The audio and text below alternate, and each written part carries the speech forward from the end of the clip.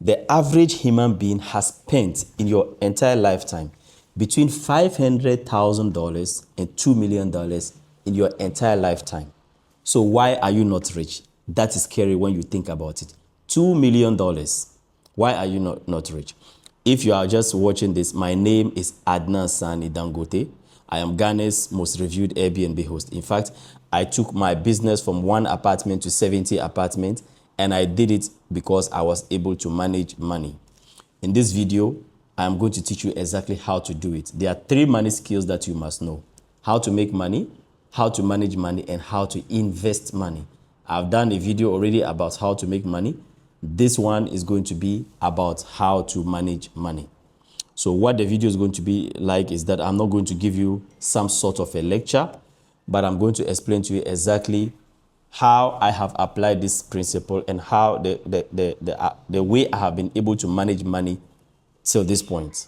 And my entrepreneurship journey has been in 3 stages. 3 stages. That means the first stage was when I was doing my loans business. I am going to explain exactly how I manage money at that time. The second stage was when I was in debt.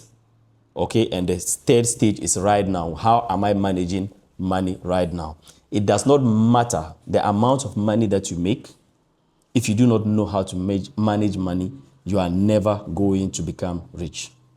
So the first stage of my life was when I did the loans business. What I did was that I took money from other people and I gave it as loans to other people, so that I took them 10% interest and I paid to my investors 5% interest. I kept the difference as my profit. At that time, money started coming in. That was the first time that I started making money on my own. So what I did was that every single time that I give somebody a loan, I write down that loan as profit. So if I give a lot of people a certain amount of money, I write down 10% of it as my profit. And then I was spending the actual money that I had in hand. So the only money management that I did was that I wrote down every single thing that I bought. At that point, that was the only management skill that I have was recording my expenses. I even showed this, I even told my younger brother this, at some point, that every single thing that as a businessman that you spend on, you have to write it down. You spend this. That was what I did. There are 2 types of people watching this video. You are either a spender or you are a saver. Some people are natural spenders. That means that if you give them money, they spend it a lot, they'll spend all of it. Most people, when you give them money, they will save all of it. I am a spender. When I get money, I spend all. Haruna, who is my friend, is a saver. When he gets money, he tends to save it. So somebody who was a spender, if you just write money down, it doesn't solve the problem. There were actually months where, even though I was recording, in fact, recording it is better than not recording it at all. So because I was writing down my expenses, there were months that I would do the calculation and I would notice that I have actually spent in physical cash more than the profits I even wrote on paper already. Notice that even the profits I have written on paper, it is not money coming in. It's just money I have given out that I think is profit.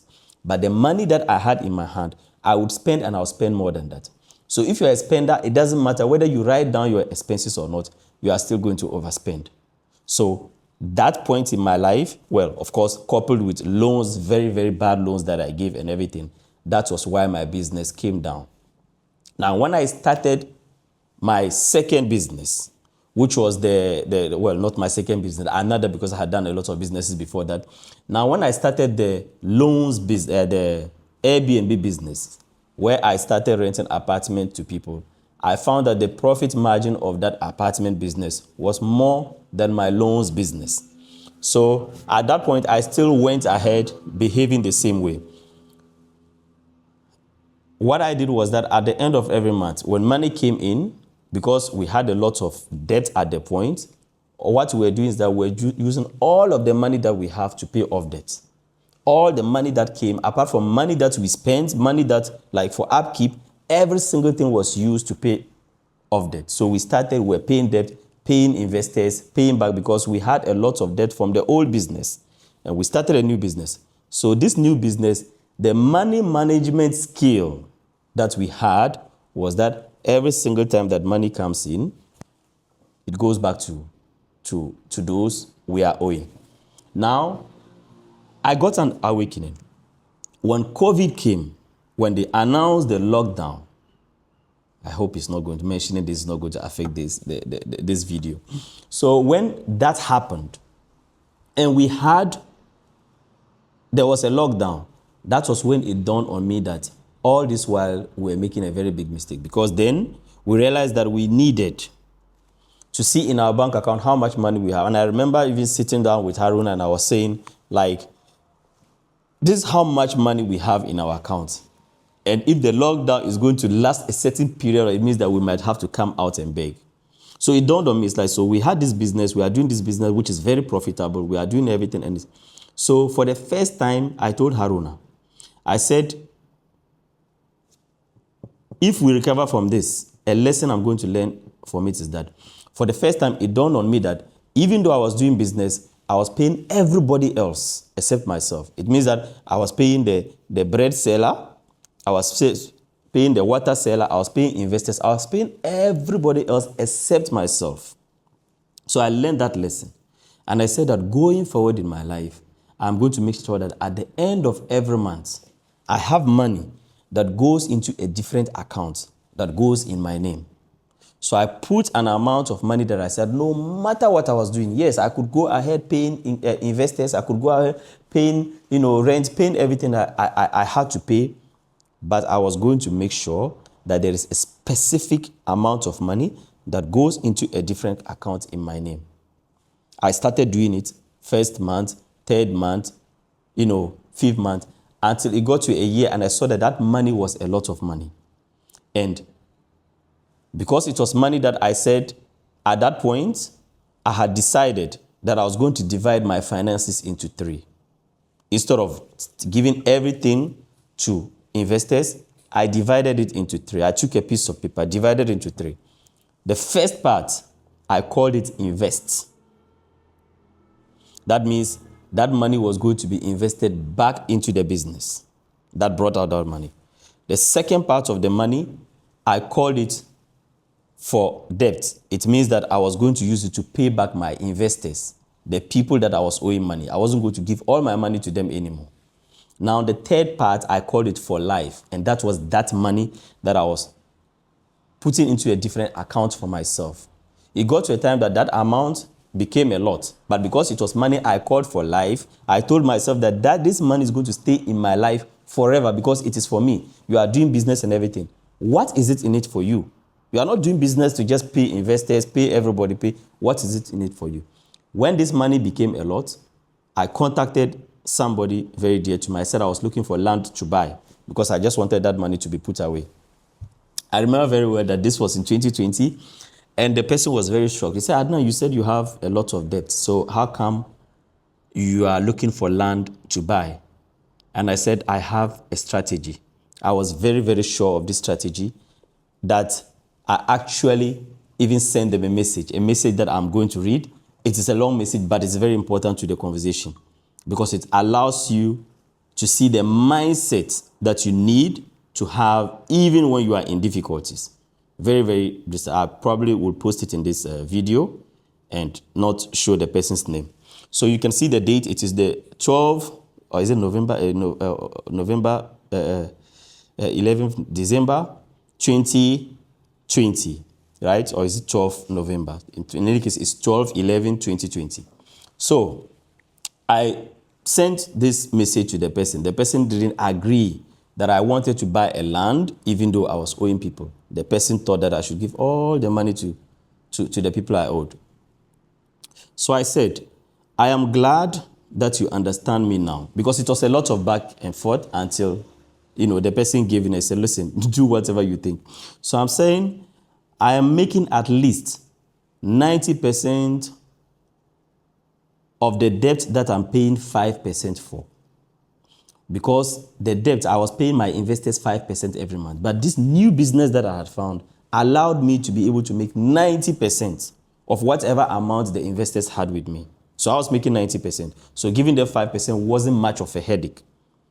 But if I give all the money to them, I couldn't invest. So I said, every loan that I took in the last year was either to pay another loan with more interest or invest 100%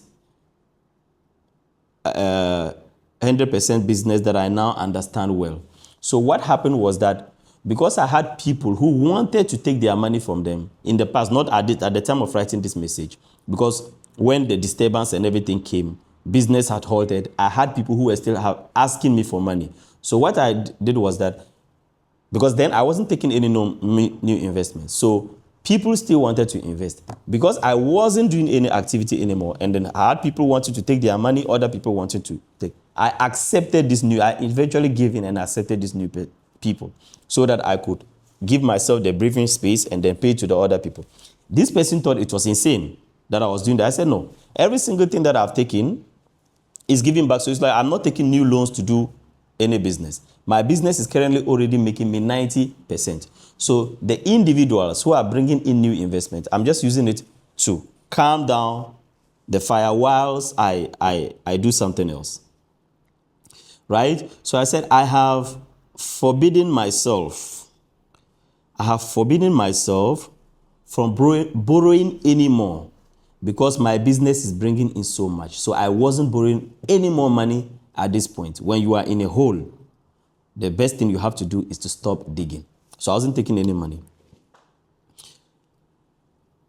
It's not like my loans business where I provided services before payments and depended on people's good intention. This is a cash flow business. Give me 1 year and 5 months and I will have no single debt on my head. And that was exactly what happened. Even Kennedy Ajapong, who happens to be a very rich man in Ghana, was still paying off debts of his last business when he was in parliament. I saw a video of him where he said even when he was a member of parliament, he still had a lot of debt and he continued to pay, but he didn't sell off everything to pay. So do not sell off everything that you own, that belongs to you to pay off a debt.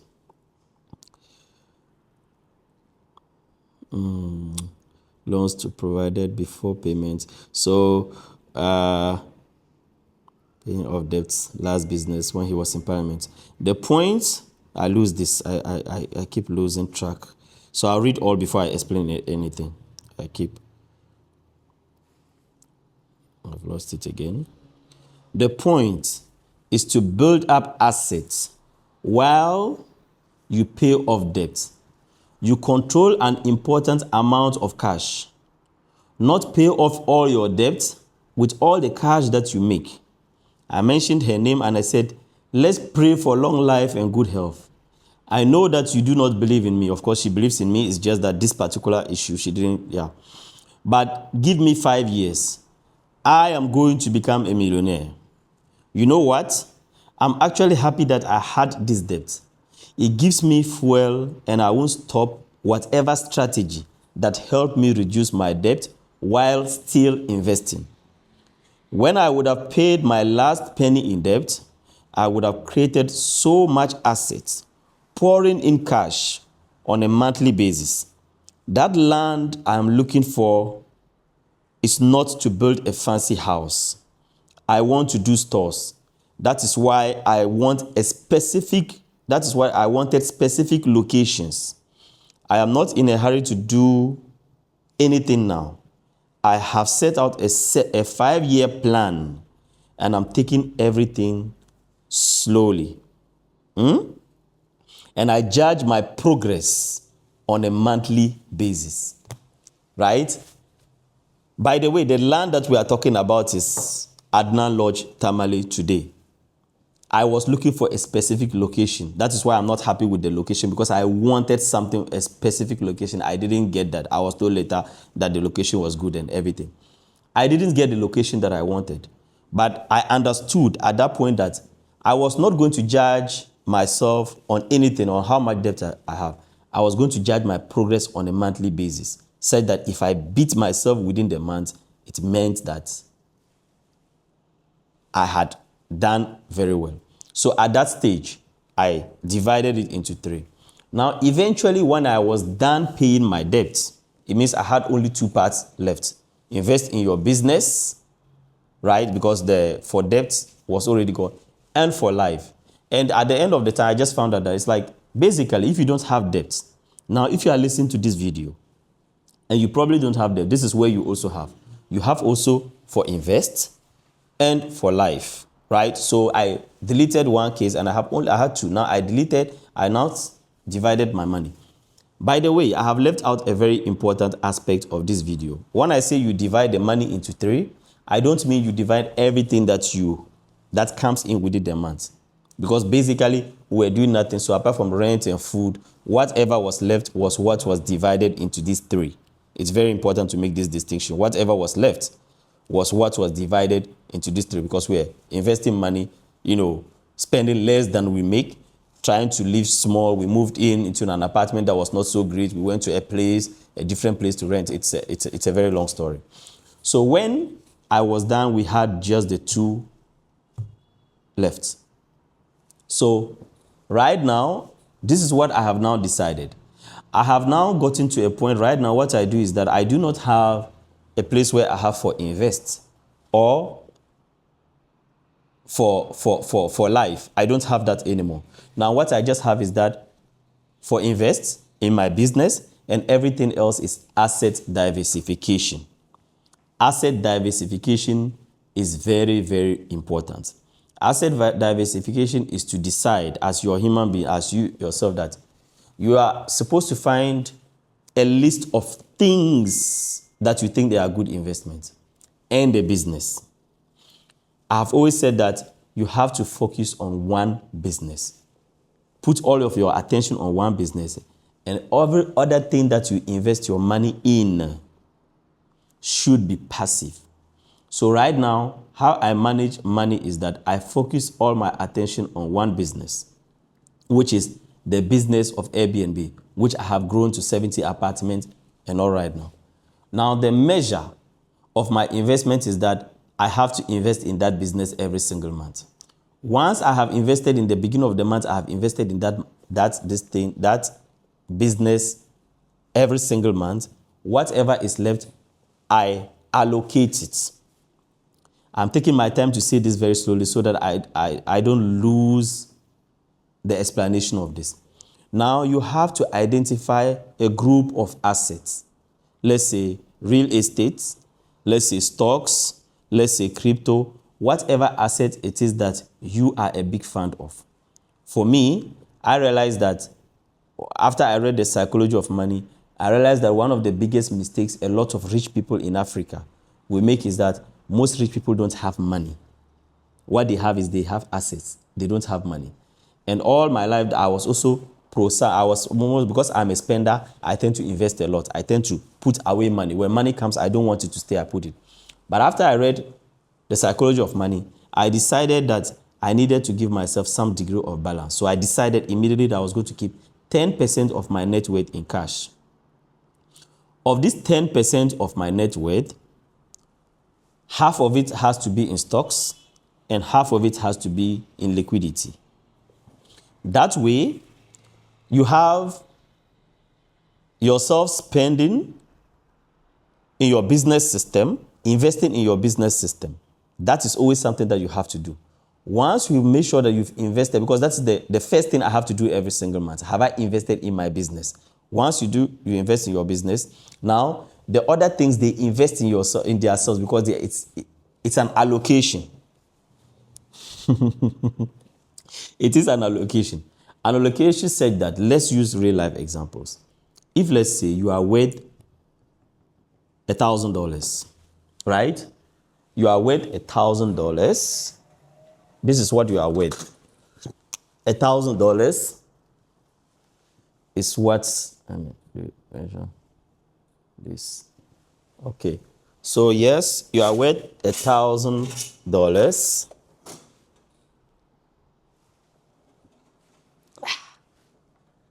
So if you are worth $1,000, this is all of your net worth.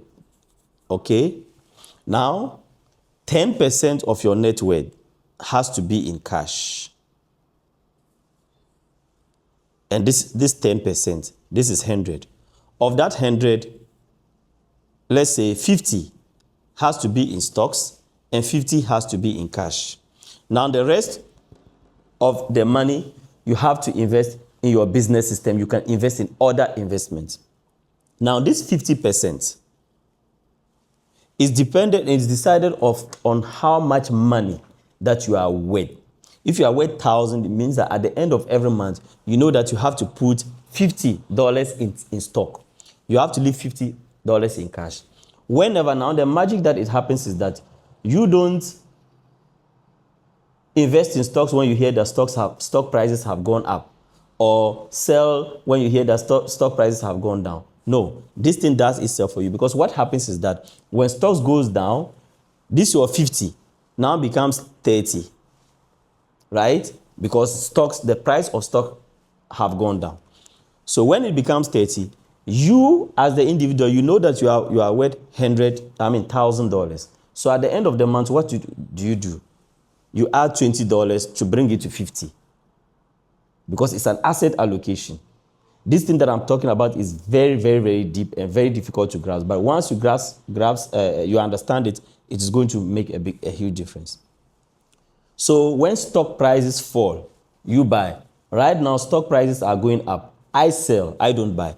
When stock prices go up, this 50 becomes, let's say, 70.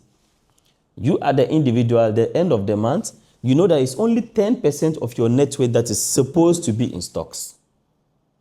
So you have to sell 20. So now you have to convert 20 back into your net worth and put it at 50. So when you have an asset allocation, you are not even chasing investment. You just have to identify what are good investments, and you allocate your assets into those investments. Real estate, stocks, cash, crypto, whatever it is. My crypto balance is part of my stock balance, right? This is a subject that should be a subject on its own, but I believe that you can understand it from this illustration, right? That way you don't chase investment. Every single time that investments come down, you invest more. When the price of the S&P goes down, you invest more. When it goes up, you take profit. When it went down, I was buying more. Now that it is up, I am selling, right? That way you can always have. So it means that when your net worth eventually, because knowing very well that also, another thing you have to notice also is that if today, let's say the stock price, it goes down, it goes up by 100%, it means that this my 50 now becomes 100. If I harvest 50 and put back in my net worth, it increases my net worth. It means that the next month I have to increase my investment in stocks. So an asset allocation is very important. More difficult to understand, just like this, through this explanation that I'm giving you. It's more difficult to understand. Okay, I have to deactivate this exit. Right? It is more difficult to understand from this kind of explanation. But once you understand it, you see that it is very, very important. An asset allocation is a very important money-making skill. In fact, Warren Buffett, the richest investor in the world, what makes him the richest investor in the world is because he understands what an asset allocation is. And this thing that I've given you, I could go even deeper, but I'm just interested in how you deal with your cash that comes in at the end of the month. You can invest, make sure that at the end of every month you have invested in your business, right? And then you also have an asset allocation you have to decide that 10% of your net worth should be in cash. Maybe of that 10%, half of it can be in either stocks or something that you also believe in. How do you know if it is something that you believe in? It has to be something that you don't mind buying more if the price falls. For me, when stock prices fall, I'm happy. In fact, when I buy stocks, I'm happy for the price to fall because I know that it is an opportunity for me to go in, because I know that S&P will never go to zero. The next discussion on this page is going to be how to invest money.